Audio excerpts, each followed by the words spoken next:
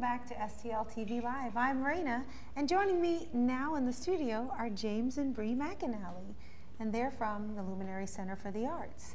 How are you two today? I'm doing well. Glad to have you here. It's great to be here.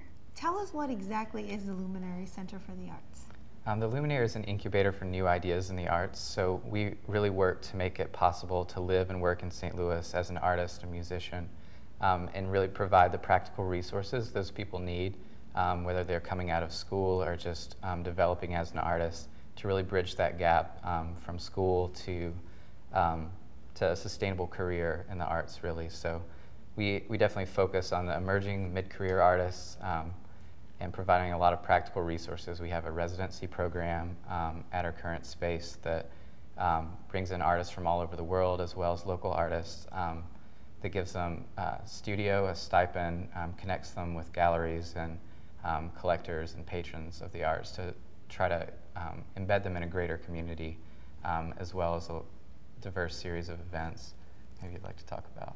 Well, artistically speaking, it sounds like you're doing phenomenal things. Thank you. And I want to get to that in a minute, how you're able to do all those things.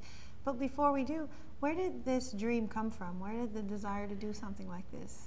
It actually started because I'm a photographer and visual artist myself, and James and I are both musicians, and he's a writer. And we originally came up with the idea for the Luminary based on our own need and our own desire for a community that can help pull resources together and share knowledge about where to find things and where to go in your career as an artist. And once we started it, it very quickly developed into what it is now.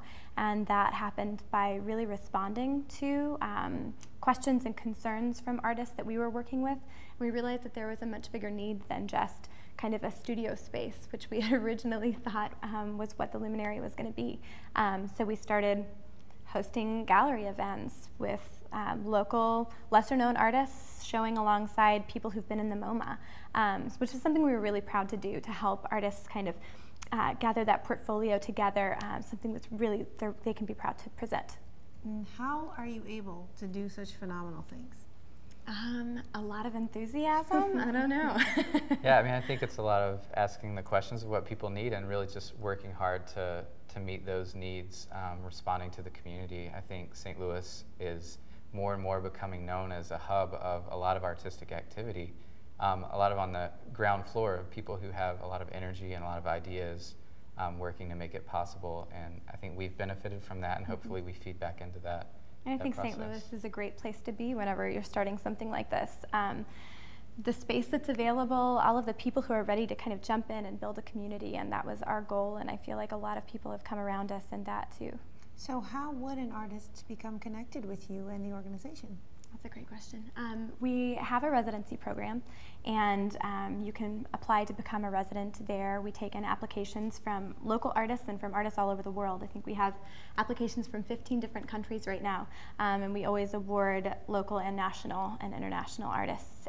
We also, just today is our last day to send in a proposal for our installation space. I think we've got an image that you can show a bit later, that it's a 20-foot high arch ceiling chapel space, and it's for a solo exhibition and artwork that's created specifically for that space. There it is. It's beautiful. Yeah. So what would the artists do?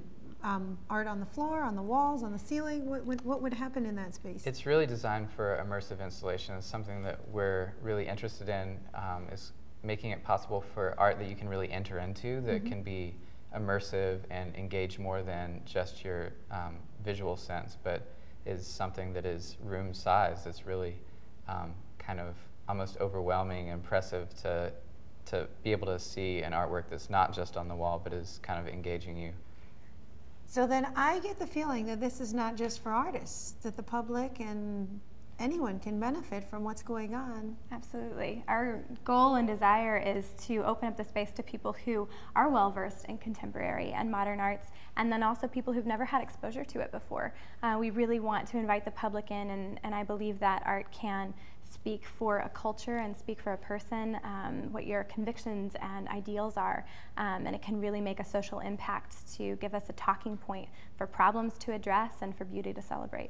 We've got to take a break in a minute, but before we do, how important is something like that to the community, to the world? That you're bringing artists from all over the world?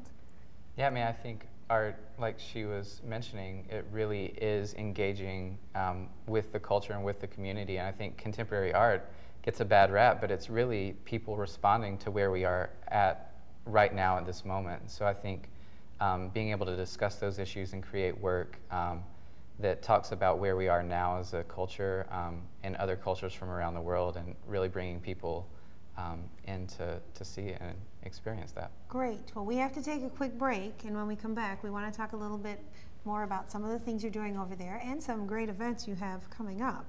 But don't you go anywhere. We've got more with James and Brea in a few minutes. Remember to keep up with STL TV and all the great events going on around St. Louis. Friend us on Facebook, follow us on Twitter, and subscribe to our YouTube channel. And you can always watch us streaming live on stltv.net. We'll be right back with more after this.